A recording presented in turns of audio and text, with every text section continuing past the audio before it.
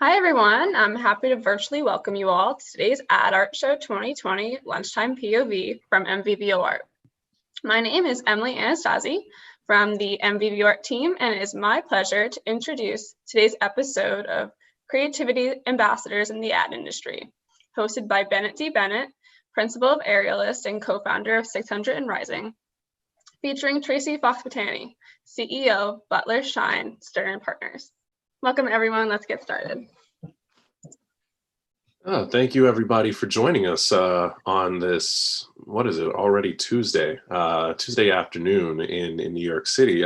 We are joined on the West Coast by Tracy Fox-Batani from Butler, Shine, Stern & Partners. It's really great to have you be, one of our many awesome ambassadors for the arts for this series. So welcome.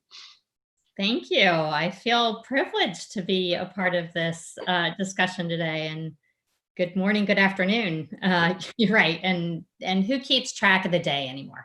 I know. It's definitely been a wild time for everybody, but I know so far the series has just been really enlightening for those in the art world, understanding how much us advertising folks really enjoy and love creativity in all its forms. So, I'd love for you to give a little background on yourself and the agency that you run in BSSP.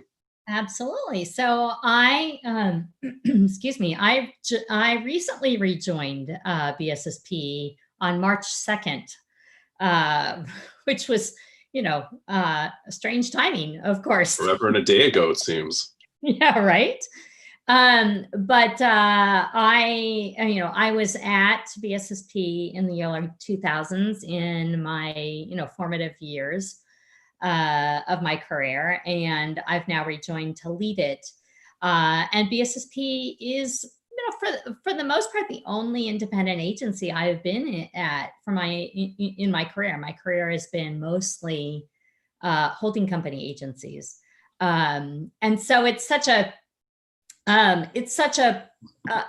cherished opportunity for me to get back to, that fierce independence, that ability to really, for us, put great creative decision making at the center of what we do, and to join and lead a group of people that is such a fantastic, eclectic group of people. I mean, there's so many talented folks at BSSP. Great. So, given your background, you've kind of boomeranged, back and forth, started BSSP and have now come back. So, I mean, given that you are part of this really fierce independent agency, I'm sure you have a unique perspective on how agencies can best attract advertising talent. Yeah. And I think, we're lucky because I feel as a mid-sized independent agency that we can really make creativity permeate the culture. And I suspect we're going to talk about culture a lot over the next 30 minutes, because that's really at the heart of it. I think we are all about creating a culture that's going to attract talent, and put that at the center and make it important. And that really means getting everyone invested in it and feeling a part of it. And that means by including all the cross-functional disciplines in the work, and making them feel that energy and that excitement of the development of creativity and the development of an idea. It also means putting the time into meeting and discovering young talent, emerging and raw talent, and looking in maybe the less obvious places to find that talent and bring them in and shape them and growing them and give them more opportunity. We're a flatter organization, so you get a lot of opportunity to work with a lot of different kinds of people and different ranges of work. But I think, also at the end of the day, you need the work to attract them. Yeah. And, that's a key purpose for award shows. That's a key purpose for shows like Ad Art Show, because it demonstrates that you are committed to and you do have a passion for creative talent and you support them and amplify them. And it also means that you need clients that value the role of creativity to their business. So it's a lot of different things working at once that just permeates the entire culture. Hmm. Yeah. So I love a lot of these thoughts here. I kind of want to touch on, this, the fact that shows like the Ad Art Show, even in the award shows are, crucial in making creative talent feel valued, Mhm. and making all talent in this agency feel valued. Because as I've been learning from these past conversations, it's clear that leadership just wholly believes that anybody in an agency, environment is creative by nature. I'm sure you agree. Yes, absolutely. Absolutely. And I think because we are full service, that I feel like that is even more true for us because we have media, and media can be a very creative discipline as well. And media with creative talent together, Right. working hand in hand, is amazing. I mean, I always felt like one of the worst decisions we ever made in this industry was to separate those two things.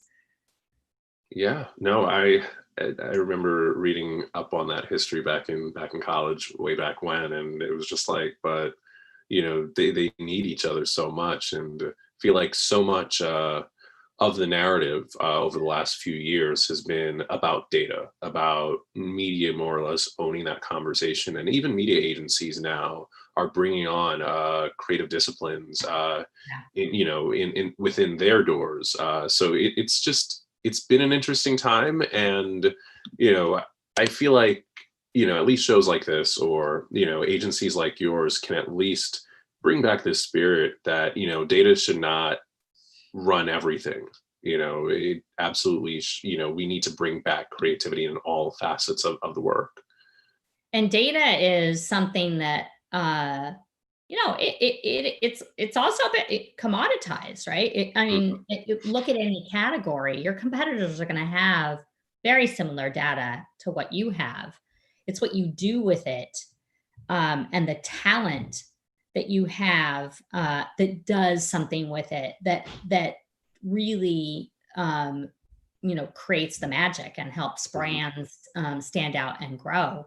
Yeah. And so that's really, I think, where that again, that culture of creativity and it not sitting in one department, but it really is everybody's responsibility working hand in hand, creates that culture of talent Hmm. that does something with all of that data. Yeah. So I kind of want to touch on this for my next question. Aside from talent, the culture, right? Like the culture kind of has to foster the mood.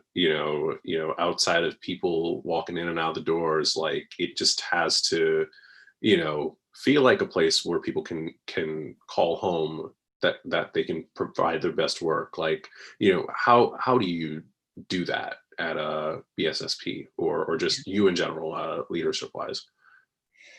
That's a great question.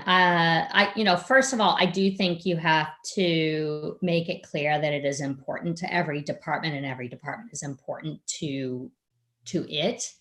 Again, that idea that a great idea can come from anywhere, and we truly believe that at BSSP. And we have ideas that come. I mean, it is definitely a fluidity of ideas in our culture, and you can feel it when when you're in discussions with cross capabilities. Everybody is sort of ideating and getting excited. um, it's also really celebrating the work that meets our definition and standards of great creative work. We spend a lot of time. We have weekly meetings, uh, all agency meetings, and we share what's going on with the work. We share the work when it's ready. We celebrate the work. We promote the work. not just across our own channels, but it's really important for us to promote the work outside of our channels with our, PR partner, because we want everyone to see what we think is great work. And that becomes that beacon. And we want the people that are creating that great work to feel celebrated. And I also think, two other things that are a little, maybe a little more of a balance is that you have to create a culture too where people feel comfortable talking about the subjectivity of creativity, right? You can't just say, let's do great creative work and everyone understands what that means. Or everyone has the same opinions on what that means, right? I mean, you take art and the art world, which you've got Ad Art Show has a foot in art and advertising, and art has always been open to interpretation and open to that subjectivity. But sometimes in advertising, we get a bit more defined about it, right? And so I think, but it's still subjective. And I think it's really important to be able to create an atmosphere where people feel comfortable having discussion and about ideas and about creative, and creating the space to debate that and creating the space to take calculated risks on it. And also, I think one of the other things we really pride ourselves on as a culture is, in that risk part is taking, we like to think of ourselves as seeing creative, in every opportunity, right? We see it in places that others don't. And so we also apply creativity in a way of give us any challenge and we're going to find creativity in that somehow. So that kind of collaboration and discussion and safe zone of subjectivity is important. And then lastly, I will say the other piece about creating, an environment that inspires creativity is having open and honest dialogue about the tensions that sometimes come up between business and creativity. It's important to keep a pulse on both of those things, right? And never letting one become all important over the other. We are a business and we are creative, and those have to live together. And so having open and honest conversations around and involving our group in how we balance those things also creates a commitment and helps further build that culture. That's great. That's great. I think it clearly shows internally and I guess through the work, but I feel like we should give a shout out to one of your very own at BSSP. I think it's Kelly Bernard, is it? Who her work is actually part of this year's Ad Art Show. So for those who have not been to the Oculus yet, we have taken over all the ad space in there so that advertising professionals like Kelly can actually put her work up on the big screens in the Oculus. It's fantastic stuff.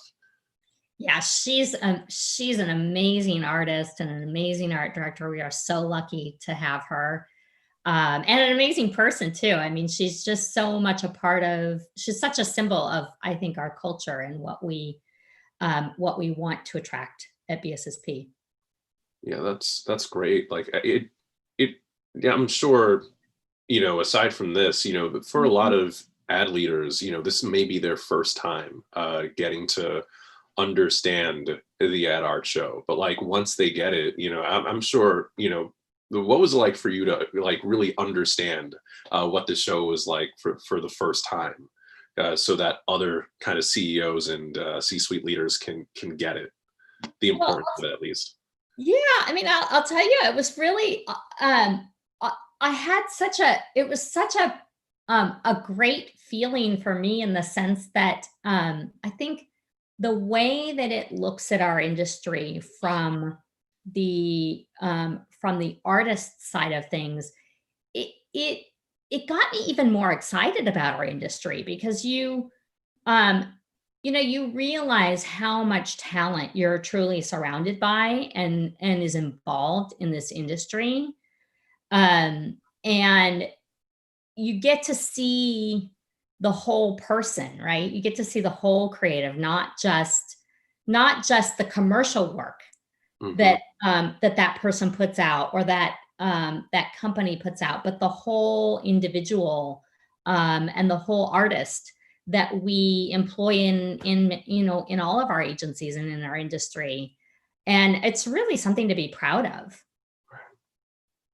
Yeah, that's super, super great. So if you could pass along any sort of like advice, I would never say, reveal all of BSSP secrets, but if there are ways that, could help a good agency become a better agency in regards to keeping, top talent like Kelly and others, like, what would you suggest? Well, I do think you have to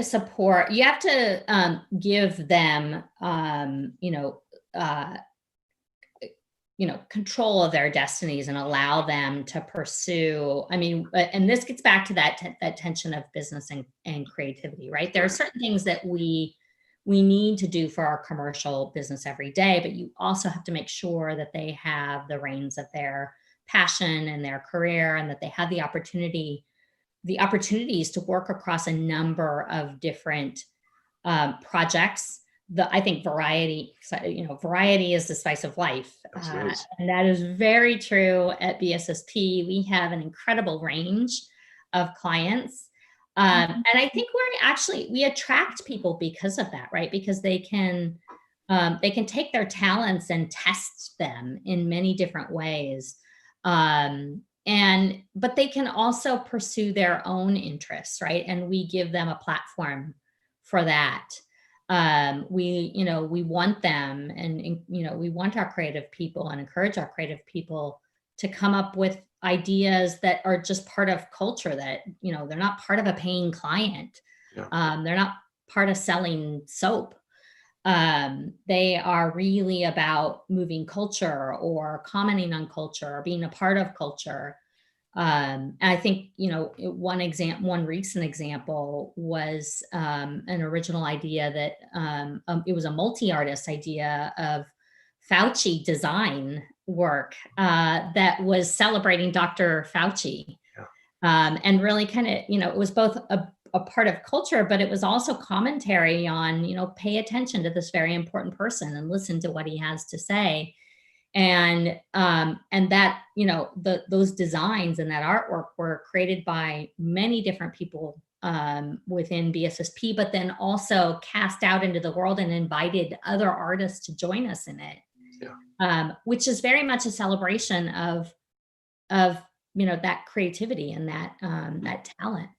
Yeah, like you touched on a good point. Like, I haven't worked in an agency in goodness knows how long, but to think about, just how a situation like this current pandemic, and even a lot of the other cultural issues that have been just like permeating through this time, and everybody's stuck at home and everybody's social distancing. I don't know if you and your team have even gotten back to step foot into your agency yet, but I'm sure that that is absolutely something on the morale. So like I'm curious about just like how have you and the rest of your leadership been able to kind of keep the spirits high, keep the vibes high, so that the work can still get done and still be put out at a high level. I'm sure that's a challenge. It is a challenge. And I think, I mean, I am so impressed with how everyone has risen to the occasion, but I won't lie. It's taxing on all of us. And I think we're missing that time together in person where, the word, serendipity has come up a lot, I would say, over the last several months, right? This is a bit of a serendipitous industry. There's a lot of that happens in the hallways when you're together. There's a lot of that happens when you're in a room together with that energy around the creative work. And so we are missing that. But I think a key thing that we are trying to do to support our talent in this virtual time and to keep inspiring that creativity is quite frankly just trying to give them space. So, we've added a mental health day, an extra day that we close every month. It's now, for the near future, a permanent extra holiday every month. I think, creativity needs time to rejuvenate and can get exhausted. And so, we very much are trying to support the individual, both the collective by giving that space, but also we got to lean in with the individual, right? Because everybody's workloads are different. And we got to lean in and help understand what can we do to take stuff off your plate and give you space to breathe and create and connect with culture, right? Creativity comes from culture. You need time when you're not out in the world. You need time to find the world online and learn about it. Yeah. I've got a couple last questions for you. One, I've noticed, and we talked about it a little bit in preparation for this, being, I guess, inspiring and injecting creativity into your agency culture sometimes also means being part of that art world. And I think BSSP actually has a couple of clients that kind of live within that space. So I'd love for you to talk about that and maybe lessons learned from working with cultural institutions. Yeah, I mean, I love the opportunity to make this plug. We have long been a supporter and involved in the Mill Valley Film Festival, which is a fantastic festival, and I personally, film is probably my favorite art. I love the escape. I love the stories. I love going into the dark theater alone and just closing off the outer world. And we've been involved in supporting that organization for many years, and also get our own opportunities of artistry out of it and creating some of the materials to promote it.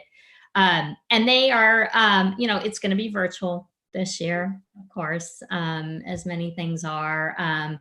But they are opening on October 8th, so I hope everyone can join that. We are also proud to say that in quarantine times, we won a new client or awarded the DeYoung Museum work. Impressive. Yeah. Yeah. And so we are very proud to be part of bringing back museums from this time too, right? Like the community just very much misses those institutions. And it's interesting. The DeYoung has a really cool upcoming exhibit, and in fact, I think they're even going to open on September 25th. I just heard it yesterday. Fingers crossed. So exciting! But they have an exhibit coming up that it's a really cool concept where they've had artists from the Bay Area submit their work to be featured in a massive community art show. Right. So this is very similar. This is very similar to platforms like Ad Art Show, where you really kind of give a platform to people who don't always get a platform to show their art. And they had over 7,000 artists submit, and there'll be 762 artists that they will show. So that's a great thing that we will be supporting and feel really proud to be a part of. And as far as lessons learned, I think it is just that I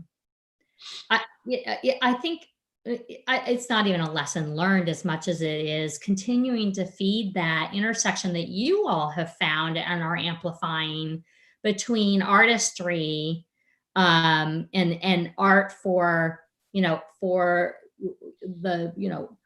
cultural purposes, and advertising art for commercial purposes. And the intersection of that is really beautiful and fun. So.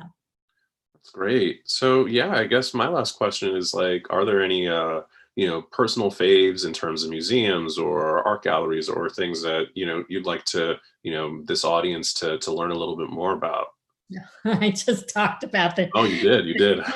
Young. Yes, I mean the De Young is it's a favorite for our whole family actually. Right. It's such a great museum. But like I said, I mean, I love film. I really do. Like it for me, that is the biggest escape. And I spend most of my time with the arts in the film world. So That's great. Yeah, I have to shout out one of my last panelists last week, Mike Liu, who he works for Cara in New York, so in the media space, but he's also the co-founder of Slim Cinema, which is a more vertical aligned film festival. So he's got some stuff going on in New York, but I feel like you probably would get along with him just fine. I am gonna check that out. I would love to meet him. Great, great. Well, Tracy, thank you for having this time. I hope things out west are, cooling down just a little bit. And best of luck to Kelly. I hope her work gets purchased.